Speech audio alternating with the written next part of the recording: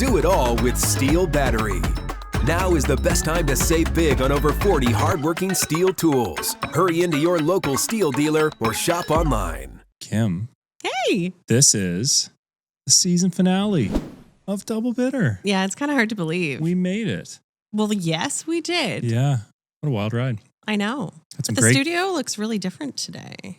Yeah, why is that? Because we're not in the studio? Oh, yeah. Yeah. We're in Ironworks Distillery today, which is super exciting. It is. Because we get to go on a whiskey journey together. I'm game. Yeah. 100%. So we're here on the Lunenburg waterfront. Blue Nose is just back there. Just went past. Yeah. That's serendipitous. Yeah. The iconic Blue Nose. Huh? Love it. It's got some nice dust patina on it. Patina. You were searching for that word earlier. I was. You found it. I did. Good for you. Yeah. Somewhere up here in the memory bank, it was just hiding. Nicely done. Well, I think we should start this off properly and have a little toast to the first season of Double Bitter with, what are we drinking today? Well, we've got some Blacksmith Whiskey here from Ironworks. We're going to get the full rundown of it in a little bit, but... Love it. Cheers. Cheers.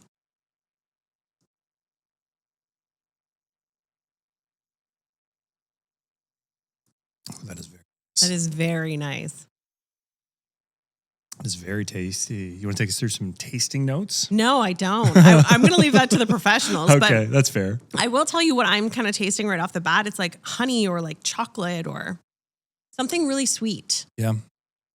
You know, we could be corrected on this, but I do kind of taste chocolate too. You agree? Yeah. Yeah. Yep. Fantastic. Yep. Well, that's... I always feel like you suggest what's in there and then I just agree. Yeah, because you're like, line. oh, yeah, power that's of what suggestion. it is. Yeah, yeah. Icelandic salts. Yeah, I just got back from Iceland. How crazy is that? I know. Tell me about it. Well, there's lots of black sand everywhere. But literally, as soon as you get off the plane, you do feel like you're in a different planet, you're in a different world. Heard you refer to it as the Lord of the Rings. Very much, very Love that. much. Lord Love of the that. Rings, Game of Thrones. I love the cool. rock formations. I was there with 3 girlfriends, so we did kind of a road trip. We started in Reykjavik, and then we went all the way over to the eastern side, but we stayed along the south coast, and then we went back towards Reykjavik, went a little bit higher and west, and the scenery was just ridiculous. If you could wrap the whole thing up into like maybe one, and you know, recognizing there's just endless moments for sure, but like 1 or 2 things that really stuck with you from that trip, what's like, oh my God, this grabbed hold of me and I can't it won't let go. I think it was just being completely fascinated by our planet itself. The fact that there's glaciers that instead of just sitting on top of a mountain, they're actually sea level. And then next to that, you have like an active volcano. So it's this whole fire and ice situation. There's lots of, I wasn't there in the winter, so there was lots of greenery and moss and everything and waterfalls. And it was just mind blowing. Love it. Yeah. Love that for you. Thanks. It's amazing. But the bad thing is I didn't have any whiskey when I was there. Oh no. I know. I feel like we can make up for that today being in an active distillery. Well, I hope so. Yeah. Yeah. Let's go ahead and do that. Okay. Fantastic. In this country, we believe in what we're made of. Grit. Drive. The will it takes to be different. We've been called to serve this great land. Because we were made for this.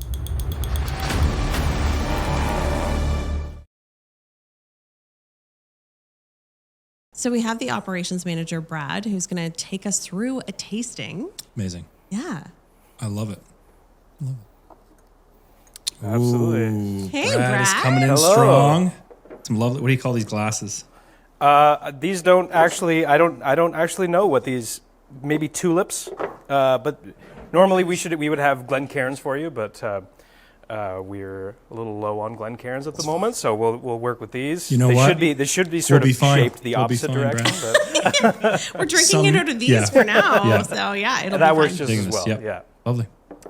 Yeah, so welcome to Ironworks Distillery. Thank you guys so much. Hey, thanks for having us. Thanks for having Amazing. us. It's a great spot. It's our pleasure. So what you've been enjoying and what we're talking about today is the Blacksmith Whiskey. So both of our whiskeys are, this is our second whiskey release, and both of our whiskeys are single malts. So that's, currently that's still the only whiskeys that we make here are single malts.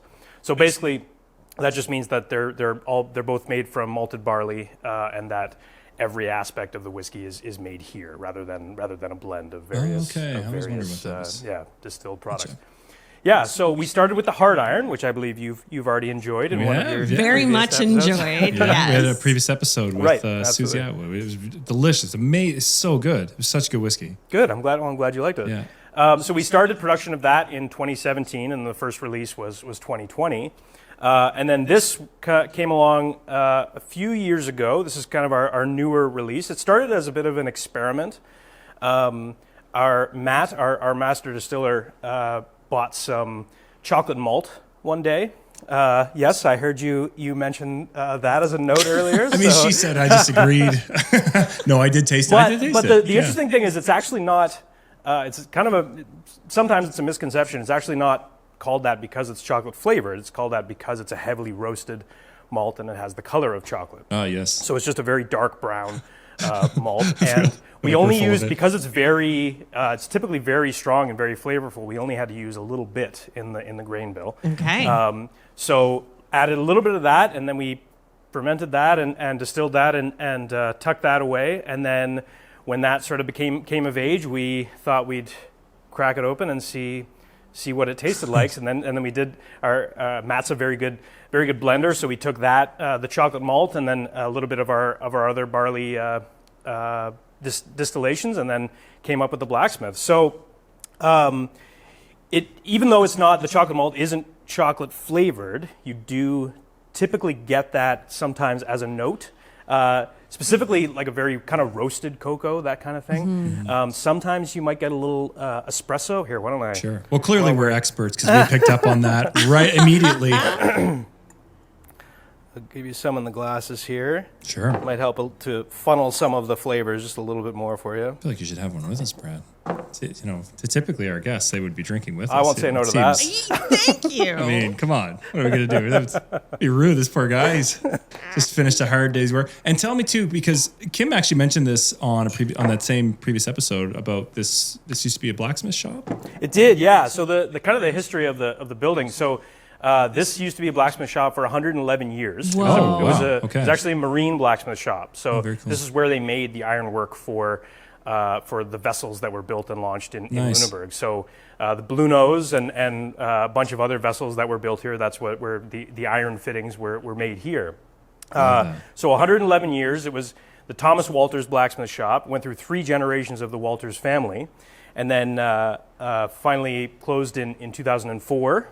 And then the founders of the distillery, Pierre and Lynn, they purchased the building in 2009, opened it the following summer in 2010, and here we are 15 years later. So, and we basically at this point we basically make everything. We started with vodka, cranberry liqueur, pear brandy, and apple brandy, and then now 15 years later we've got whiskey, we've got rums, gin, different fruit liqueurs, and we keep moving forward with different experiments and different options, different products that we. Well, I think we should have a little toast to Mr. Absolutely. Thomas Walters and all these Agreed. all his efforts as a blacksmith, and here we are today, 130 years later, or so, right? It tastes better in this glass. I'm not even kidding.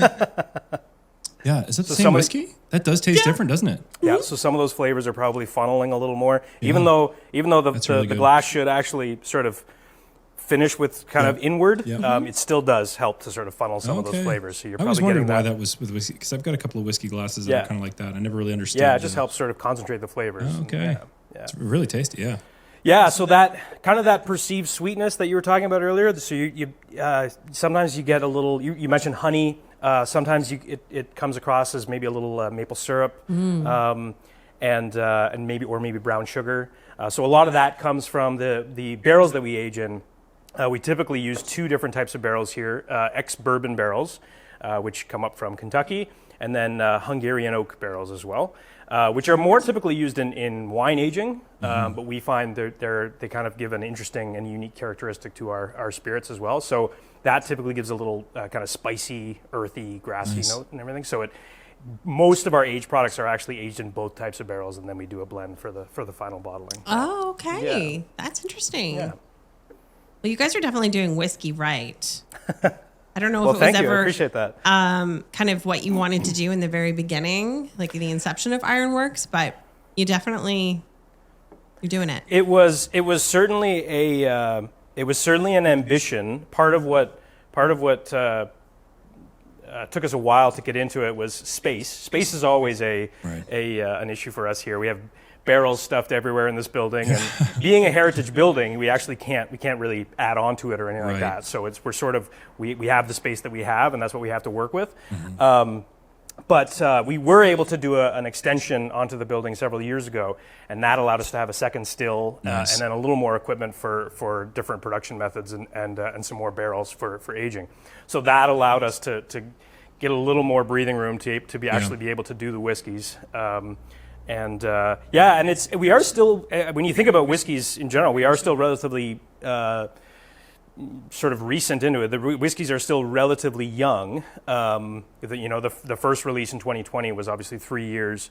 The struggle early on with whiskey is trying to figure out how much to release and how much to keep back for further aging, right? So you always want to get some out there for people to try, but you want to hoard some as well to age for as long as possible. So in the early years, it was out of stock a lot. It was very sporadic in terms of being able to get some out there. But we're at the point now where we consistently have at least one of the expressions of either the blacksmith or the hard iron all year round, which is nice. And then so this whiskey, the blacksmith that we're trying right now is it's not quite 5 years. It's in between 4 to 5 years age, so still quite young.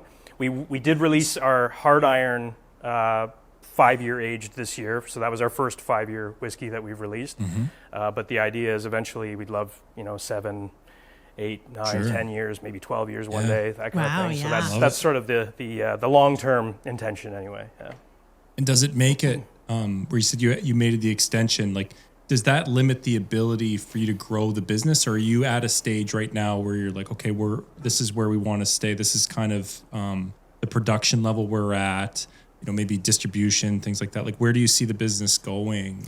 I think there are certainly aspects that we would love to still be able to grow. There's challenges in that, and I won't get into the details and everything, but there are challenges in the business of being able to, for instance, opening like a second location and things like that. You currently, the way things are, you need to have production at every one of your facilities. So that presents challenges for we can't just open a store somewhere or something like that. And you got to start again. You got to buy all the same stuff all over again. So again, going back to being in a heritage building, we're basically this is sort of the limit of our kind of production and capacity at this point. I wouldn't say it necessarily limits growth in all aspects. There are certainly ways that we can sort of tap into different sales streams and revenue streams and things like that, even with the existing space, which we continue to do and try to do. So we're trying to make the best out of the space we have. But yeah, I think hopefully in the long term we can find other ways to grow as well. I think that's always the ambition. Yeah. One thing I notice with Ironworks too is that you guys you clearly take a lot of pride and effort. There's a lot of effort that goes into everything, like the little details, like even the type of the bottles and the corks. And I just feel like there's clearly a deep connection that you guys have to this business, which is really cool. And so where, like going back to the distribution side, like is Ironworks available outside of Nova Scotia? Is it shipped outside? Like where can folks get it? Yeah, so we're just in liquor stores in Nova Scotia, but we do ship across Canada. So we ship direct to customer. Nice. So you can just go online on our website and order directly on there, and we'll ship anywhere in Canada. But yeah, some of our products, not all of our products, but we have a select number of products in the NSLC, and then we have some in the Bishop's and the Harvest stores as well as Liquid Assets at in the Halifax. Airport. So, Oh, look at that! I've seen it at the airport, Yeah. which is awesome. Yeah, people flying in and out, and then the bitters too. We've used the bitters We a have couple of times, right? Yeah, 2 episodes. The spiced apple bitters. Yes, they're really good. Good. Also, would you very like truly Nova Scotian. Yes. Yeah, that's been kind of again a relatively recent project for us as well. The spiced apple is that's a very popular one that actually won an award a couple of years ago, and currently now we also have they kind of go in and out of stock as well depending on how busy I am, but we also have an aromatic. Which is basically, it's kind of more like a standard aromatic, like think just an Angostura or something like that, like just meant to be sort of a generic multi-use bitters. And then we have blueberry as well, made from local wild blueberries. That's a little more specialized. In my experience, although people could prove me wrong, it doesn't go quite as well with whiskey, but it's really nice with rum-based drinks or with gin or vodka. Season 2, Kim. Right, I know, the wheels are turning. Just so we could add, different bitter. Yes. Well, so Kim has been making custom old-fashioned cocktails each episode for each guest, tailored to each guest.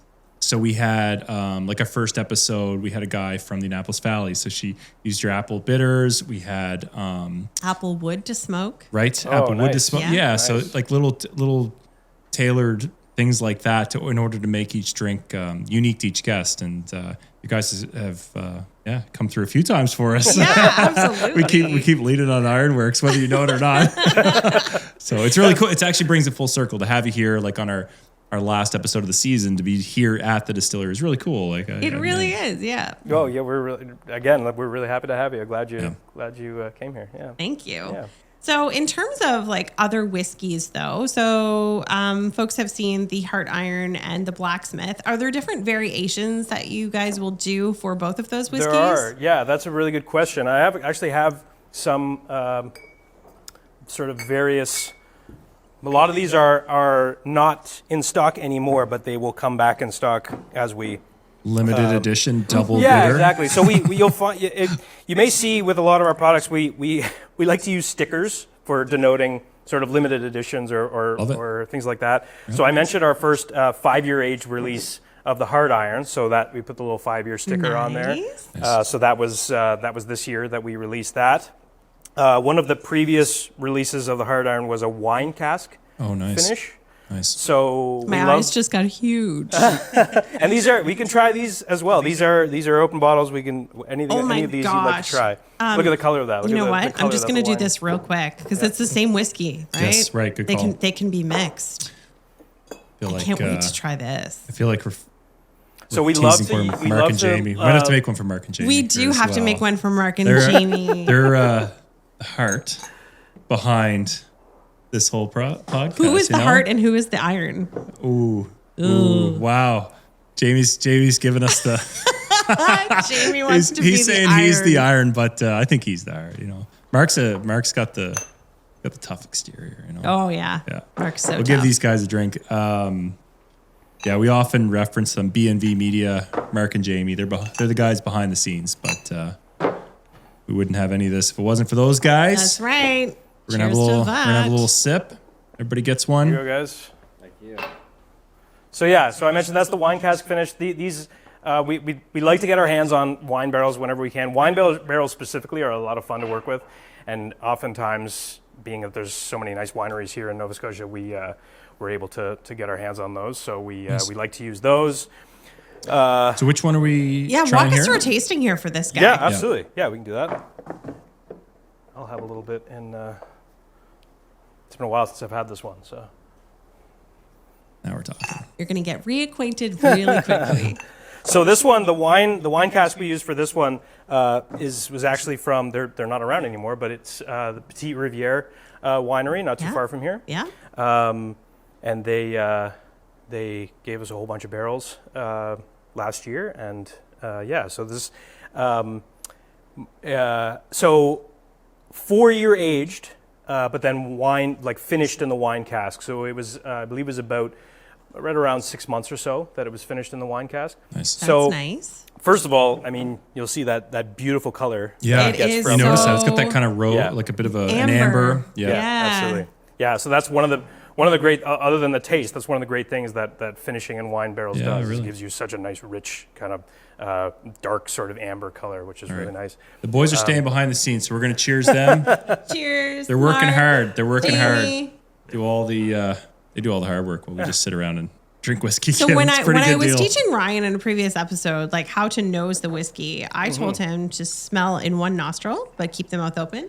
Smell in the other nostril to keep the mouth open. Can you tell him officially why that is? So, and I'm not, Because I don't know that he believes me in anything I'm that I not, tell I'm him. not absolutely an I expert on 100% this don't, either, no. but from what I know, the reason you shift nostrils is because usually you're, depending throughout the day or different days or whatever, your nose isn't consistent with how you can smell things. So, and Okay. sometimes one nostril can be, even if you don't think it is, sometimes one nostril can be a little bit blocked, Sure. or something like that. So Yeah. you might perceive different aromas from the different nostrils. So you Right. want to sort of, doing that, you kind of give yourself a little more.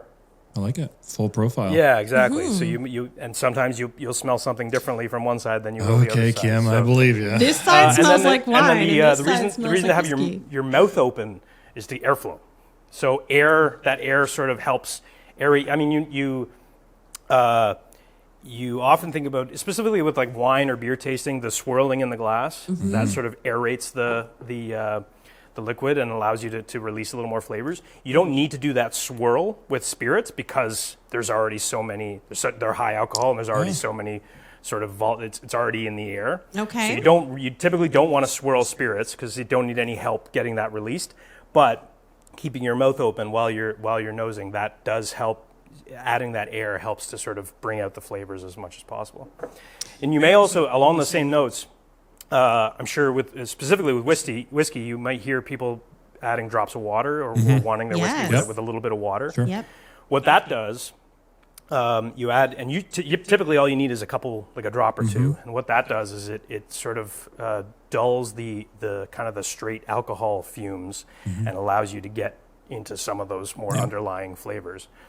So oftentimes when you try a neat whiskey, you take a sip initially without doing that, and then you add a couple drops of water, and it opens it up completely and completely changes the flavor profile. So. This is by far the most educational episode of Double Bitter we've done yet. I appreciate you coming on, Brad. Tell us everything, literally. This is amazing. It is. It is. This is so good. Are you huge fan. tasting the wine in here? I am a little bit. Little Yeah. grapes? Yeah, it's pretty subtle in this one. I find with the, and not only with whiskey, I find we've done this with rum as well. I find with the wine finishes, you often get it more on the nose. It's tough to get it on the palate, but usually you can't quite, or at least I can't get quite as specific as wine or grapes, but sometimes you do get that little fruitiness on the nose. Yeah. And this one's tough. It's very subtle on this one, but I find that the mouthfeel is different on this one too. It's almost like velvety. so that would be the tannins from the Okay. wine. Yes, exactly. So Very that's cool. one thing that doing aging or finishing in the wine barrels, you do get some of those tannins that come with the wines, and that does change the mouthfeel completely. Yeah. I like it. Love it. So informative. Yep. Super good.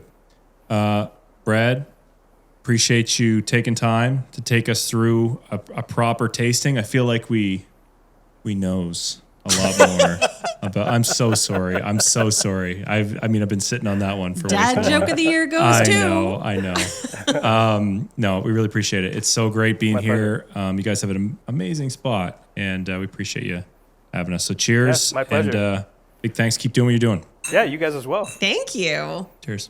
Cheers. Cheers. When it counts, Steel delivers. One battery, over 60 tools. All-day performance, all-day comfort, all-day power. Ready for any job. Clearing, cutting, trimming, shaping. Steel Pro Battery. Built for work.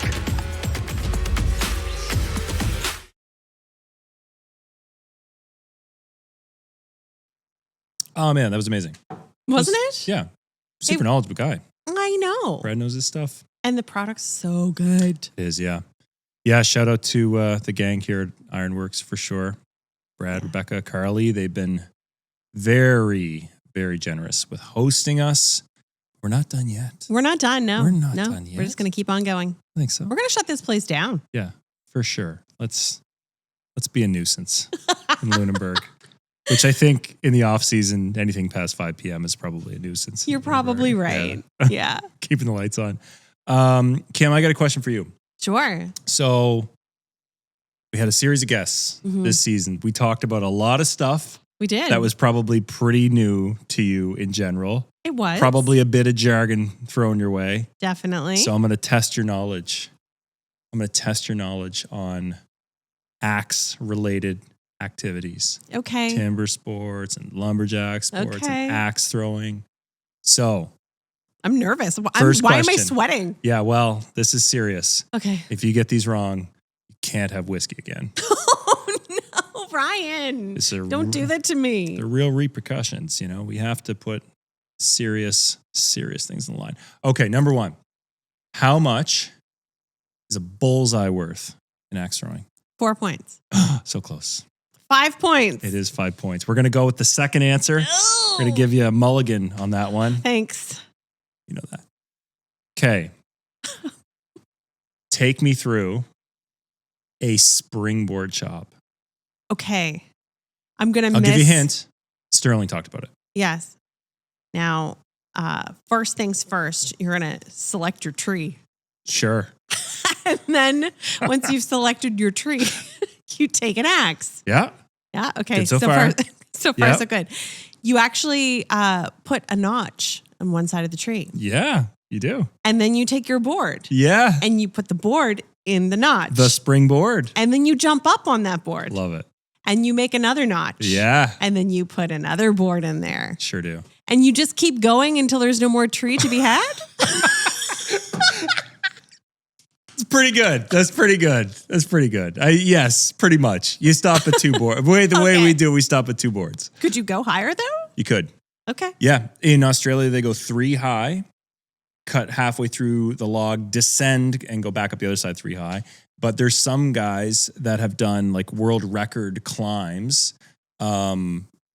with like harnessing blade where they would just go up as high as they go and go like 30 boards high. So it is possible. Yeah. I don't know if it's 30 boards. I'm throwing that number out there, but it's very high. They go very, very high. So, okay. Okay. Final question. Oh, okay. What's the hot saw? It's when you take these crazy engines, like a Kawasaki. Oh, you throw it in there, yeah. and then you actually put the rest of the components of a chainsaw on there, and then it's super hot and super fast, and you can slice through. It's super hot. Slice through a log like butter. Love it. Nailed it. 3 for 3, basically. Okay. All right. Well done. Fantastic. Cheers. Nicely done. Thanks. The knowledge that you've consumed. I didn't think this was a super educational podcast, but been proven wrong once again. I learned something else, though. Oh, what's that? I learned what a bush party was. Yeah, I've never really referred to it as a bush party either. Josh Clark was calling it a bush party, but yeah, I get it. Yeah. Go to the field. Yep. A few drinks in the woods. Yep. I think it's just that we say woods. Like that's kind of an East Coast term. And as the further you go west, it's the bush, right? We're going to the bush. Yeah. Not going to the woods. So I get it. It's just like colloquial, you know. Yeah. That's fine. It's great. Yeah. I've got 2 questions for you. First one? I think we're out of time. No, we're definitely not out of time. I just checked. All right. We control the time. Guys, Mark's looking, yeah. All right. We're not out of time. Right. Since I have these deep roots in the paranormal, I would really love to know if you have ever for a moment, because you spend a lot of time out in the woods, if you ever for a moment have wondered whether or not you would encounter a Bigfoot. As you started that question, I knew it was going there. Yes. So some background on this. Kim has been wanting to talk about Bigfoot since the inception of this podcast, and it hasn't come up organically. So here we are. Yeah, we're just throwing it out there. I don't know, Kim. Have you ever been scared in the woods by yourself? Yeah, for sure. Because of a bear? Yeah. I've had some close calls with bears. Yep. On the West Coast. I'll tell you, I've had a couple of weird encounters in the woods, but chalk them all up to animals, for sure. Coyotes on the East Coast. There was a bunch of them. I mean, I didn't see them. They were around me for an entire day, like just around me, just kind of yipping, like a far enough distance, but they followed me through. Like I covered probably 2K through the woods for the day, and they were the same distance the entire day, which is a really unnerving feeling because it's like, okay, well, there's more than one of them, so yeah, they pretty much got you. But they were fine, nothing happened. A couple of close calls with bears, but the thing that I think you'll appreciate this a bit, on the West Coast, in North Vancouver Island has the highest density of mountain lions anywhere in North America. Really super high density, but they're really elusive. You don't really see them, and I never saw one the whole time I was there. But I spent a lot of time, hours and hours and hours in the bush.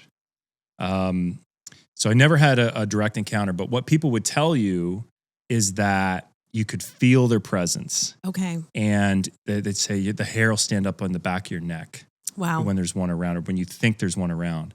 And I had that feeling a few times. One specific time where I was kind of off on my own and pretty deep in the woods, and it was a really misty day. And I got a little turned around, which doesn't happen often, but it can, and it can happen easy when it's like, kind of misty and whatever. And I had this inkling that there was one floating around, and like there's not much you can do.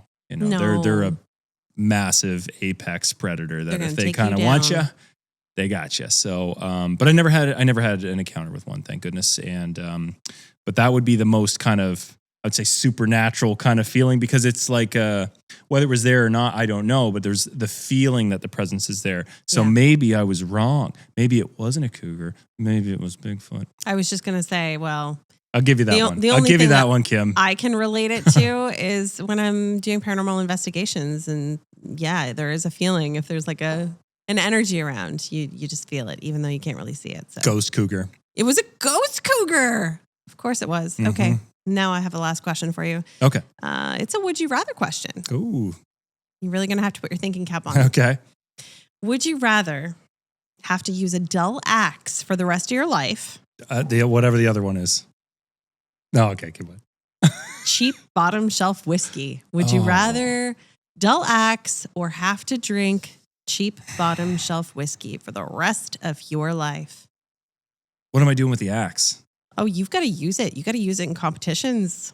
Okay, well then, unusable. Can't do that. I'll take the cheap whiskey because I can blend it. So this is the issue with a dull axe. You're so smart. Okay. And shout out to Ironworks for making very high-end whiskeys, because that'll take any day. This is the thing with a dull axe. A dull axe has a purpose. A dull axe is a fantastic tool for splitting firewood. Okay. Great tool.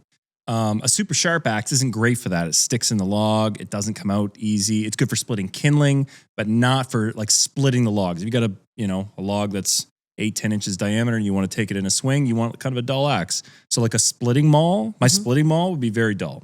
Okay. I want it kind of rounded because it blows the wood apart. In competition, you want that razor sharp. I'm talking razor sharp. Like you would, when I finish an axe for competition, I would shave my arms with it to test, to make sure that, for sure. And then when you run out of arm hair, then you go to your legs. So, you want that ripping like crazy, crazy sharp. You finish it, you hone it. It's like a really high-end knife. Or I mean, often say razor blade, but that's, people can't really think about the reference of like a razor blade, but a knife, like a carving knife for cutting, cutting nice roast or steak or something. When you finish that knife, you're using things like diamond stones and then maybe a polishing stone. And then you might even take a piece of leather and finish it afterwards and take a little bit of burrs off. Like it is a very fine-tuned tool to have a racing axe.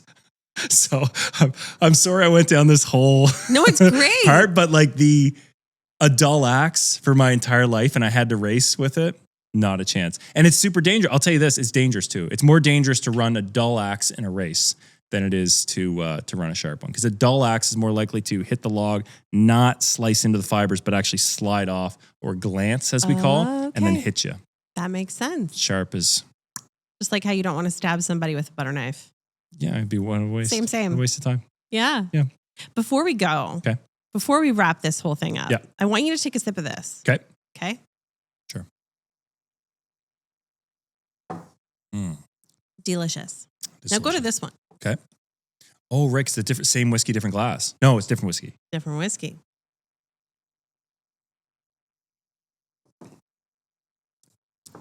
What do you taste? It's funny. Like we talked about the chocolate in that one, and I still kind of taste it in that. It's so apparent to me now. Yeah. After trying the two. Yeah. Anyway, there you go. Love it. That's How a good little was delight. that? Amazing. What a great way to wrap up. I know.